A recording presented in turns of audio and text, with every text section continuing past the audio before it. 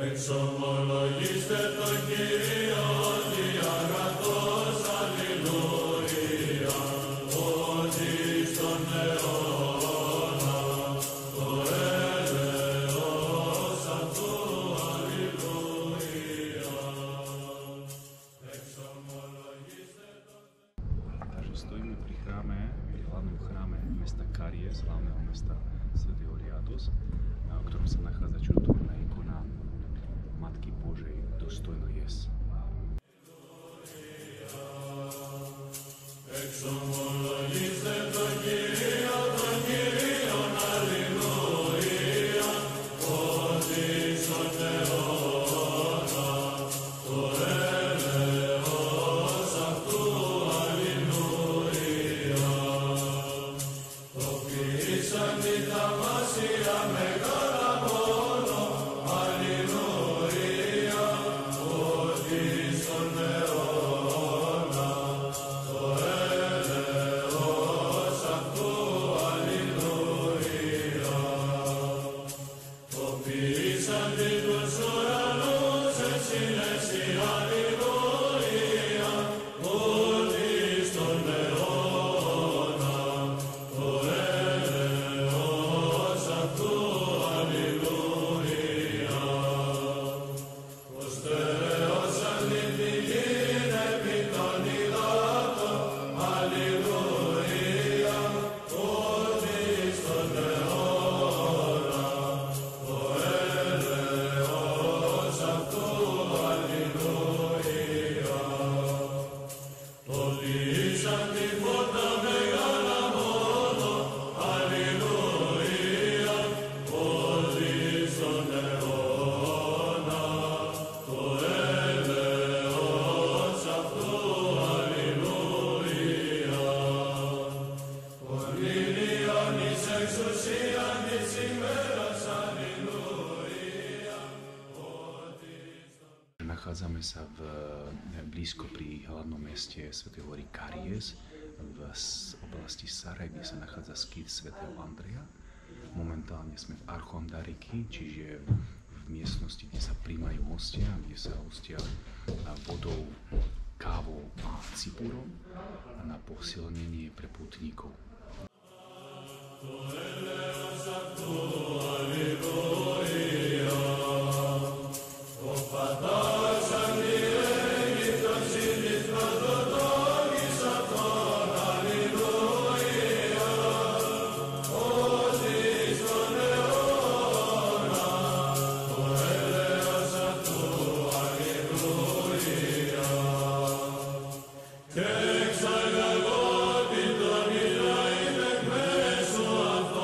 Αλληλούια.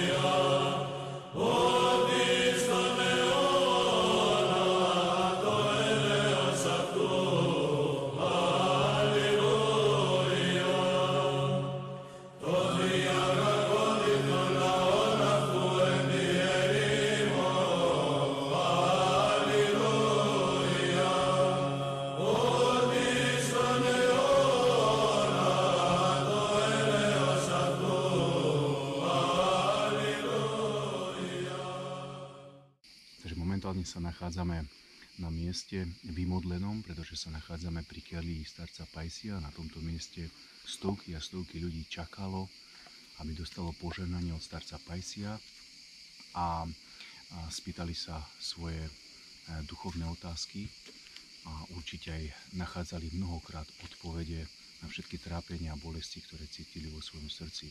Modlitbami starca Pajsia nechaj my dôjdeme k spáse svojej duše.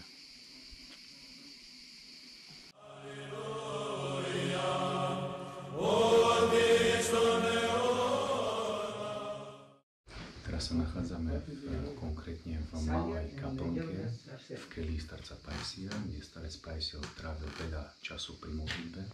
Práve tu na tejto stasidie, v ktorej sa nachádza starec Pajsia, sedel a modlil sa k Isusovi Kristovi a samozrejme k Presvetej Bohorodičke, ktorú miloval celým svojim srdcom.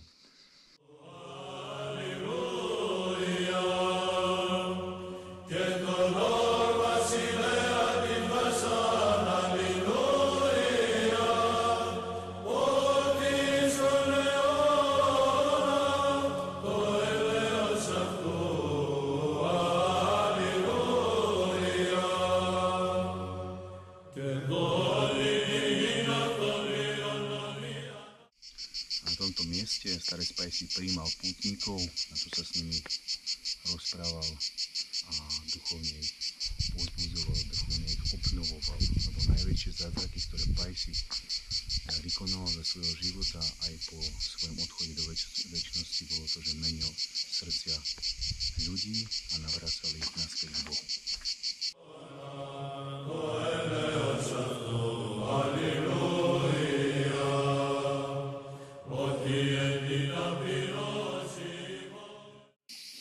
Atópski asketi si častokrát, keď prišli na nejaké miesto svojho podvihu, tam, kde sa duchovne zdokonaľovali, tak prvú vec, ktorú spravili, vykopávali si svoj hrob, aby neustále mysleli na svoju pominuteľnosť a hlavne na večnosť. To isté spravil aj starec Pajsia, ktorý si vykopal vlastnoručne svoj hrob, lenže v ktorom v súčasnosti neleží, pretože vieme, že ostatky a hrob starca Pajsia sa nachádza v monastieri Súroty blízko pri Tesalonikách.